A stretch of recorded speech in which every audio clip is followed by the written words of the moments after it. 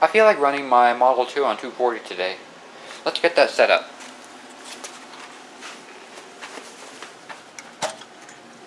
Oh, I forgot. I don't have 240 in the garage. Wait a minute. I know a way where I can get 240 in the garage without having to put any holes in the wall. Let's get started. Hey guys, Cool Domino here. Today I'm going to make a tutorial for the YouTube user or Instagram user Northwest Indiana Sirens. He wants to know how to get 240 volts AC into the garage without putting extra holes or doing extra wiring. Well, it's actually quite simple, but I must warn you, this involves working with electricity. If you do not know how to work with electricity or you don't have any experience, please do not try this. I am not responsible for any actions. This is not the safest way to get 240, but if you want to get 240 temporarily for a smaller load, this would be the way to do it. Other than that, forget about it and get it wired in your house. Anyways, so the supplies you're going to need is you're going to need 2 power cords right here. You can get these from like old appliances, radios, etc. You can get those everywhere. You're going to need an extension cord. Length will vary. You're going to need some wire caps, primarily these or these right here, depending on your wire gauge. A dummy stick. Here it is right here. If you've seen one of these before, here's the information on here if you want to know. It would focus.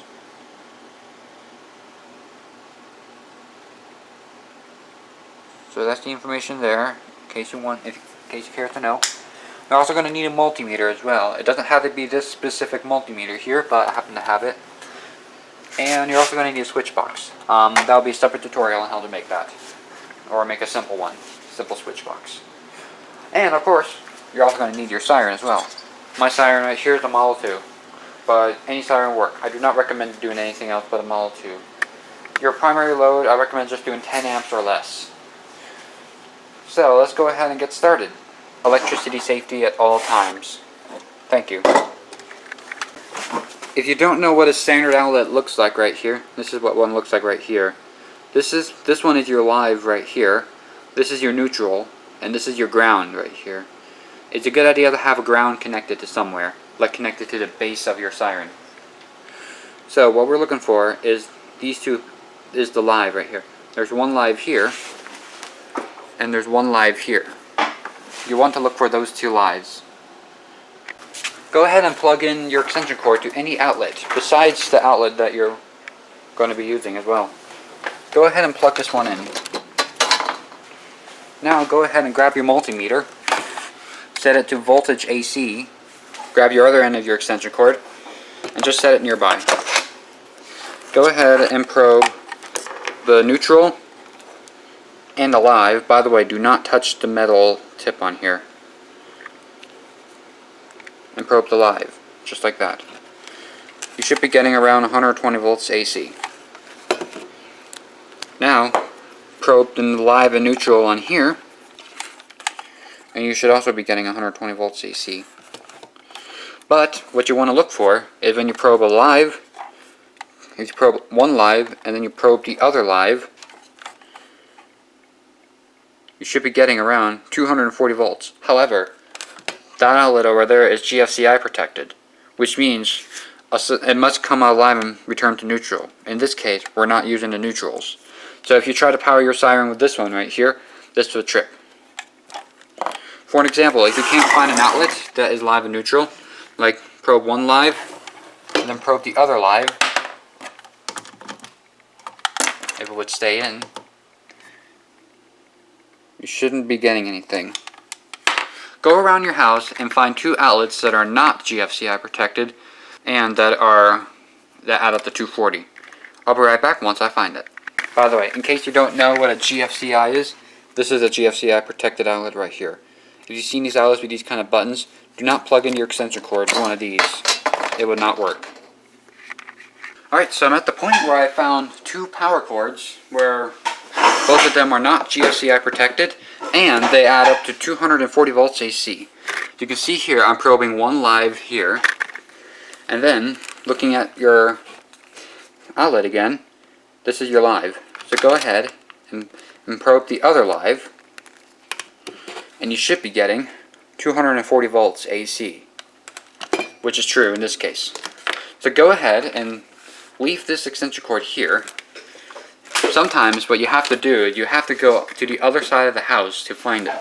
You can see here, not this extension cord, but I have this extension cord leading all the way under the door, inside, coming over here, and plugged into this outlet right here. That's how I got 240 volts AC. So, coming back out the garage, I will show you what the next step is. The next step is to prepare your power cord. Go ahead and take your power cord, cut it off of whatever appliance or connectors that was on it, and strip the wires right here. Make sure you have about this much copper exposed. See, this is my fingernail right here. You should have at least that much copper exposed. So, now what you want to do is make sure that these do not touch. If they do touch, they'll short out and they'll trip the breaker. Do not let these two wires touch. Now, go ahead and grab your voltage tester stick or dummy stick. Once again, being careful not to touch these and plugging it in. Super dangerous. Do not touch these wires because now these are live. Go ahead and take your dummy stick or voltage detector. Go ahead and hold your wires like this, making sure these two are not touching. Take your dummy stick and touch it and bring it close to one of the wires. Do not bring it close to the copper. Bring it close to the insulation. If it beeps like that, that means that you're live. This one right here does nothing. Again, this is your live. Shown on the outlet. That's your live. This is your live right here. So go ahead, turn off the power, or unplug it. Hold the live wire, and go ahead and get some electrical tape, or Sharpie or something. And basically just color code it.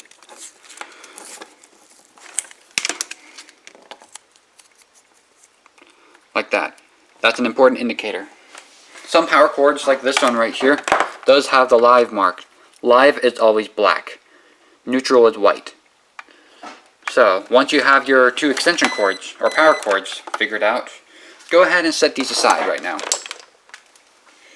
Now, go to your Siren right here. Mine is a Federal Signal Model 2.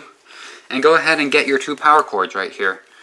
Go ahead and take one live and attach it to one power cord. It doesn't matter which one. And always put a wire cap on. Do the same thing for the other, but instead of connecting up your neutral, which will make it 120, pull that aside right for now. Take your other live and connect it to here on the other wire, just like that. Now take your neutral wire and just cap it off. We won't need it. Do the same thing on the other one. Cap off the neutral.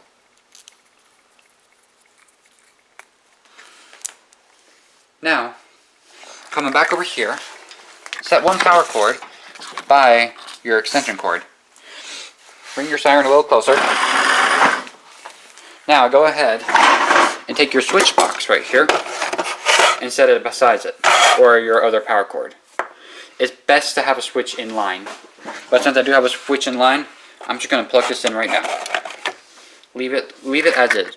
Do not turn it on. As you see here, there's no power, which is good. Put any other extension cords away. We won't need them. Now it would be a good idea to grab some welding gloves as well, and a fire extinguisher. In case something catches on fire, you'll be ready to go. Know how to use a fire extinguisher. This is an optional step right here. Go ahead and take your clamp meter or multimeter and set it to current mode. Go ahead and clamp it onto your wire, just like that, and just set it on the ground. There you go. This would be used to measure the current. I do not recommend it for it to exceed 10 amps of running current. Now go ahead, if you're running a Siren, go ahead and put your hearing protection on, plug in that other extension cord, and let the fun begin.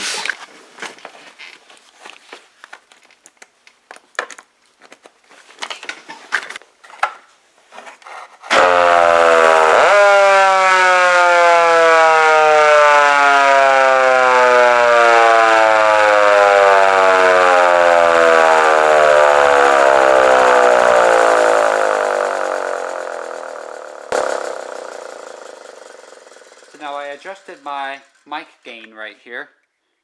So hopefully you'll be able to hear the siren a little better without it clipping too much. Let's go ahead and run it up.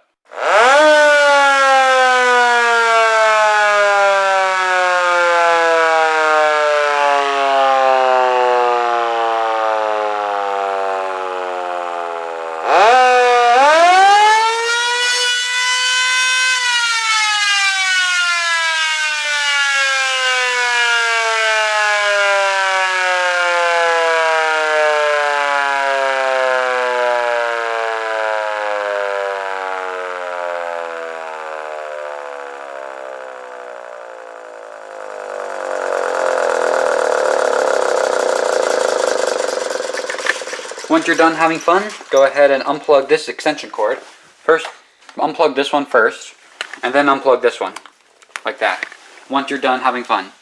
And if you're running them all too, and you see arcing down there, that's just normal wear of the brushes, but it's a good idea to not run it for too long though, because due to the commutator, it may melt the metal on the commutator, and you don't want that. I hope this tutorial is helpful, and don't forget to remember, when this is powered, do not touch it. I repeat, do not touch it, because some coil may be shorting to the body of here. And the reason why you should not touch it, because if you touch it, you may get shocked. Or do not stick your fingers in the port either. And luckily I did not need my fire extinguisher, which is good. I hope this tutorial was helpful. Use electrical safety while doing this. And please like, comment, and subscribe. Leave questions and comments down below in the comments section. And also, don't forget to check the description as well, because I would have something in there which would show how I learned how to do this for more information. I want to give a shout out to the King of Random for also showing me this trick right here, and I just wanted to make a more detailed tutorial on how it's done. Other than that, thanks for watching. Please like, comment, and subscribe, and I'll see you in the next video.